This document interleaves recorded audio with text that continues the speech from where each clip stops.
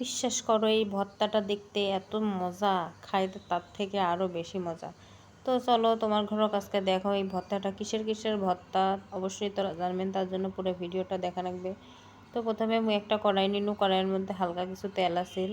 তেল দেওয়ার পর এটার মধ্যে মুই দিয়ে নিনু পটলের খোসা আর কাঁঠালের বিচি।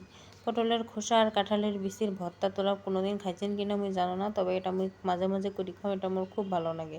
আর এই সময় তো কাঁঠালের সিজন চলছে, কাঁঠালের বিচি সব সময় পাওয়া যায়।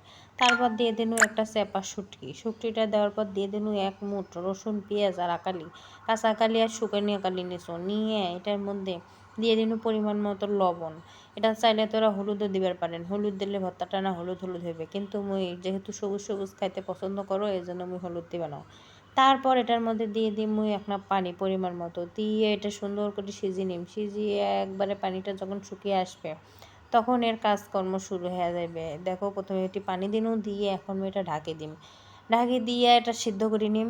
তো দেখো তারপর তোমার ভালো ঘরের করে এটা কাছে সিদ্ধ দেখো হয়েছে, পানিগুলো সব টানি গেছে।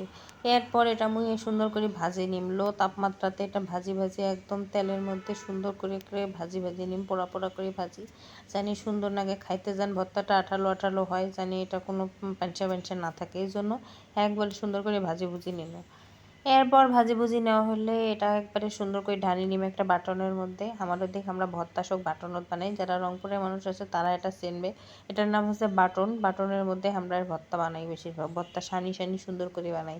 অনেকে আছে হাত দিয়ে ভর্তা করে, কিন্তু রংপুরের মানুষ আমরা সবাই বাটনতে ভর্তা করি। তারপর এগুলো সবগুলো সুন্দর মতো ঢালি নিনু, নিয়ে এখন একটা ঘোটা নিম, ঘোটা নিয়ে সবগুলো দিয়ে সুন্দর করে পিষি পিষি পিষি পিষি পিষি ভর্তাটা করলো। দেখো সুন্দর করে একদম মিহি করে ঘোটাটা দিয়ে ভর্তাটা আমি সানস।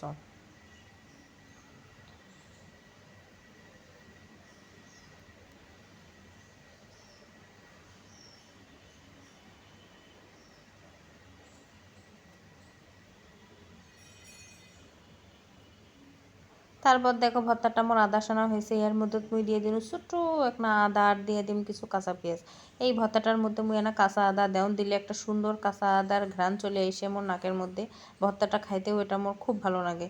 তো দেখো এটা কাঁচা আদা দিয়ে পেঁয়াজ সহকারে এটা একবারে সানিয়ে একবারে মিহি করে নিম, গোটা দিয়ে শানতে শানতে মোর একবারে গাও হাঁপে গেছিলো, এটা অনেক শক্তি না, শালগুলো তা হলেও না। পরে দেখো সুন্দর করে আমি সানি টানি নিয়ে এটার মধ্যে একবারে দিয়ে দিম গপ গপ গপ গপ করে ঢালি সরষের তেল। তারপর এটা ভালো করে মিক্সড করিয়ে এটা ভাতের সাথে আমি খাই ফেলাম। তো মোর ভর্তাটা তো রেডি হইল। তোরা যারা যারা এই ভর্তার রেসিপিটা পছন্দ করছেন অবশ্যই এটা বানাবেন। তোরা তো বাড়িতে প্রায় প্রায় পটল নিয়ে আসেন, পটলের চোচাগুলো দেন ফেলে, পটলের চোচা এবার থেকে না ফেলে দিয়ে এই করে ভর্তা করবেন, আর মোর চ্যানেলটা সাবস্ক্রাইব করবেন।